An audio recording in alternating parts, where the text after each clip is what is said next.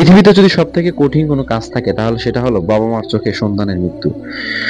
আমার সন্তানই যদি বেঁচে না থাকে আমার বেঁচে থেকে লাভ কি? বারবার এই কথাটি বলে পারভেজ আমার অজ্ঞান হয়ে যাচ্ছে। পারভেজ বেচারি, আহা! খুব ইমেজিং এই ব্যাপারটা যে আপনি রাস্তায় দাঁড়িয়ে হাসতেছেন, ঠিক এই সময় যদি আপনার সামনে কোনো মেয়ে চলে আসে, ব্যাস আপনি খুন হয়ে গেলেন। ব্যাপারটা কিন্তু ঠিক এরকমই হয়েছে পারভেজের ক্ষেত্রে।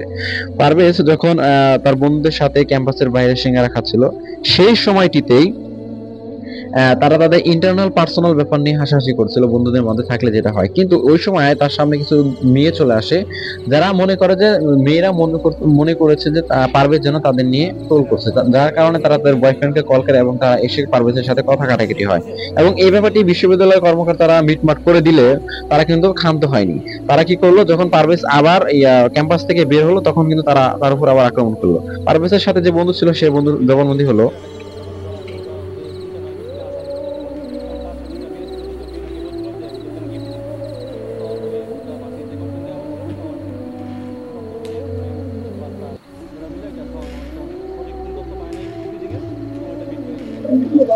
হ্যাঁ, যে বিষয়টি বলছে,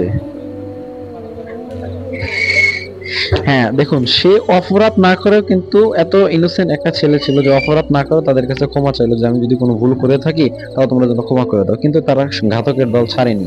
যখনই পারভেজ ক্যাম্পাস থেকে বের হলো দেখতে পাচ্ছেন ছুরি দিয়ে পারভেজকে আঘাত করা হচ্ছে এবং এক পর্যায়ে একটা ছুরির আঘাত পারভেজের হৃৎপিণ্ডের উপর পড়ে যায়, 1 ইঞ্চির মতো একটা ক্ষত হয়ে যায় এবং যা হৃৎপিণ্ড এফের উপর হয়ে ওপরে চলে যায়, যার কারণে কিন্তু পারভেজের মৃত্যুটা হয়েছে। দেখেন এখানে ভার্সিটির কর্মকর্তারা কিন্তু পারভেজকে এই যে ভিতরে চলে আসলো, এই হলো পারভেজ এবং বাইরে হলো এই ছেলেরা।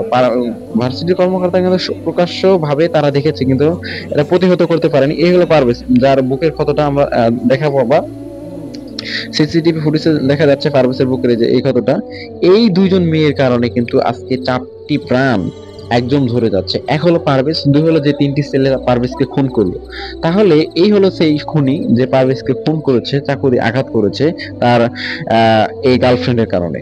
তাহলে এই দুজন মেয়ের কারণে 4টি প্রাণ আজকে ঝরে। প্রশাসনের কাছে অনুরোধ রইল এই ব্যাপারটি তদন্ত করে এদের উপযুক্ত শাস্তির ব্যবস্থা করতে। ভিডিওটি অবশ্যই শেয়ার করে দিবেন।